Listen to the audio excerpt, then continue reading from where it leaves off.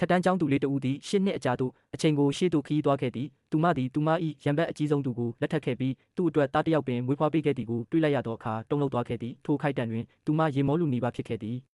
သို့သောသူမ၏ချမ်းသာသောခင်မွန်းနှင့်ချစ်စရာကောင်းသောသားလေးကိုမြင်သောအခါသူမ၏ကိုယ်ပိုင်ပုံစံသည်အလွန်ကောင်းမွန်နေရမည်ဟုတွေးခဲ့သည်သို့သောခင်မွန်း၏သူမကိုကြည့်ပုံမှသူမသည်ကောင်းသောအမျိုးသမီးမဟုတ်ကြောင်းသဘောပေါက်ခဲ့သည်ဟုတ်ပါသည်သူမသည်ဆိုးသွမ်းသောအမျိုးသမီးဖြစ်ခဲ့သည်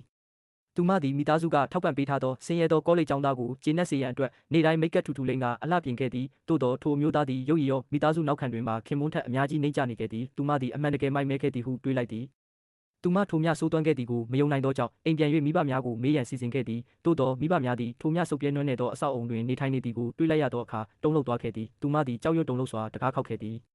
သို့သောဖခင်ကသမီးကိုမြင်သောအခါတရေမြင်လိုက်ရတဲ့ကဲ့သို့ကြည့်ခဲ့သည်ဤသူများသည်ယခင်ကသူမ၏မိဘများဟုတ်ပါသေးသလားသူမကိုစွန့်ပစ်ရန်မတတ်နိုင်သောမိဘများကတကားကိုဖွင့်ပေးခဲ့သည်ထိုအခါမှသာသူမသည်ခင်မွန်းနှင့်လက်ထပ်ပြီးပထမနှစ်အနည်းငယ်အတွင်းသူတို့၏ဆက်ဆံရေးသည်အမြဲတမ်းအလွန်ကောင်းမွန်ခဲ့ကြောင်းမိဘများထံမှသိလိုက်ရသည်သို့သောသူမကလေးမွေးပြီးကတည်းကအခြားသူတဦးအဖြစ်ပြောင်းလဲသွားခဲ့သည်သူမသည်မိသားစုကထောက်ပံ့သောကောလိပ်ကျောင်းသားကိုအလွန်နှစ်သက်ခဲ့ပြီးထိုအမျိုးသား၏ဖန်ဆားခြင်းကိုခံခဲ့ရသည်သူမသည်မိဘများကိုသူတို့၏ပိုင်ဆိုင်မှုအားလုံးကိုထိုအမျိုးသားထံလွှဲပြောင်းပေးရန်အတင်းအကျပ်တောင်းဆိုခဲ့ပြီးမိဘများကိုသူတို့၏ဗီလာကိုရောင်းချစေကာဤနွမ်းနယ်သောအဆောက်အအုံငယ်တွင်ခက်ခဲသောဘဝကိုနေထိုင်စေခဲ့သည်